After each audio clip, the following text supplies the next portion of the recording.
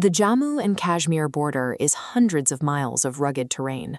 For decades, it's been the backdrop for persistent cross-border terrorism. Beyond crossing the line of control, operatives actively radicalized local youth to carry out attacks.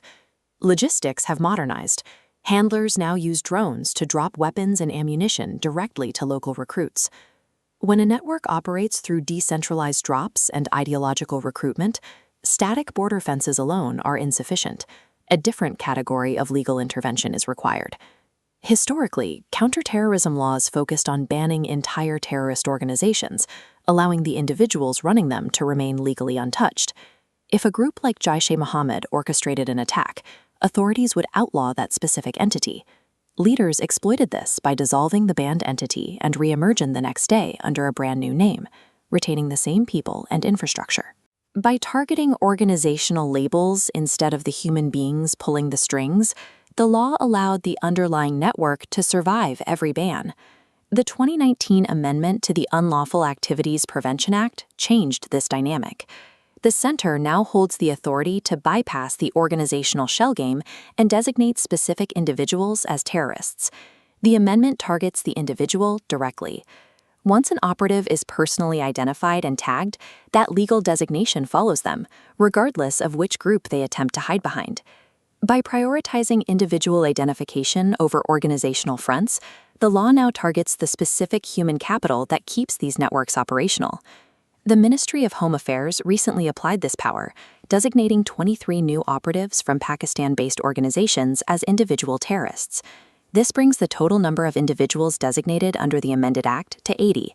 The list holds the architects of past attacks accountable. Among those listed are 3 operatives involved in the 2016 assault on the Nagrota army camp. 2 more were designated for their specific roles in coordinating the 2018 attack on the Sunjwan military station. The law also targets safe haven logistical managers and coordinators who motivate youth from across the border, including Abdul Rauf, Hafiz Khalid and Rana Iftikhar, all close associates of Hafiz Saeed. The UAPA Fourth Schedule functions as a comprehensive dragnet, capturing the foot soldiers and the bureaucratic organizers alike. Placement on the Fourth Schedule triggers immediate material consequences for the named operative. The designation requires the immediate freezing of all financial assets and the enforcement of strict international travel bans. This isolates the individual, making it practically impossible for them to fund, manage, or coordinate operations on a global scale. The law functions as a non-kinetic weapon, neutralizing an operative's utility to the terror network without the need for a physical engagement. India's strategy has decisively moved toward proactively dismantling these sprawling terror networks directly through the power of the legal system. Terror groups can no longer evade sanctions by shuffling acronyms or letterheads. The law now focuses on inescapable individual targeting.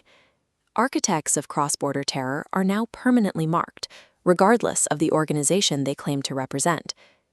By individually tagging these 80 operatives, the law ensures that the masterminds of cross-border terrorism face unavoidable long-term consequences.